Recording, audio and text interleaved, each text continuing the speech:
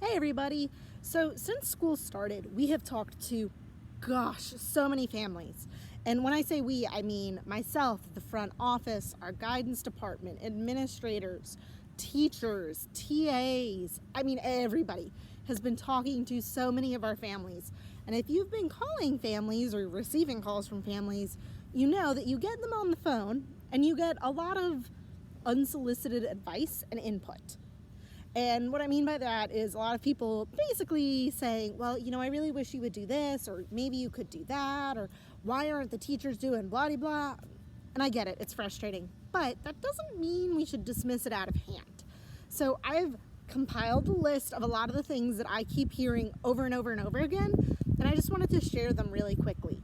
The number one thing that I hear from parents is that they would love for our Canvas pages to have the times of the classes on them.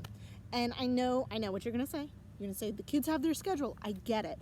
But if you're a parent that's trying to look at your kid's stuff and trying to make sure that your kid is following the schedule, it would be way, way, way more helpful if you would just put the times.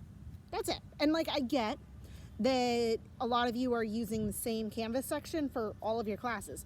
That's fine, just list them out like you would hang the schedule on the wall in your classroom. Your homepage is kind of the wall in your classroom now. So just put the times there, okay? The second most frequent request is that we have, and I know that we're trying to make students look in specific places when we put our Zoom or our Microsoft Teams link in different places. But for our parents and for our students, that's really, really frustrating. I encourage you to get together with your team and say, all right, all of us are putting our Zoom links here.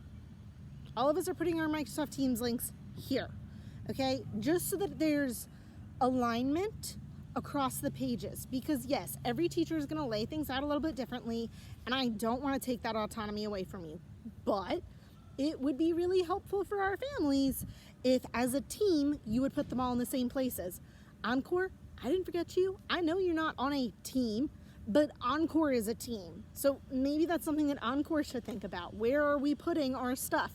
Because I can tell you, because I've been on everybody's pages, everyone's putting them someplace a little bit different, and that's really confusing for the kids and families. Third thing that really we keep hearing, and it's not a bad idea. So we keep hearing from students that when they're looking at modules, that they're trying to figure out what stuff happens on what day. Y'all, I know a lot of you have been doing way better about it the last couple of weeks. Please, please, please put dates next to the assignments on the modules. Whether you do that as a text heading with Monday and these three things, Tuesday these three things, or you put the name of the assignment and then you put the date, either way, please make sure that the date is on there, especially because we're calling parents and the parents thought their kids were going to class and their kid was not going to class. So when the parents are trying to backtrack and support their student in making up their makeup work, they can't figure out what days assignments were on, so they can't figure out the linear progression. Because we keep moving things up to the top because that's easier for the kids to find, but it's making it a little bit frustrating when the kids are trying to go back and make up work. Okay, I'm trying to be real quick, get you just a couple of thoughts. Hope they helped. Be brilliant, and I'll talk to you soon.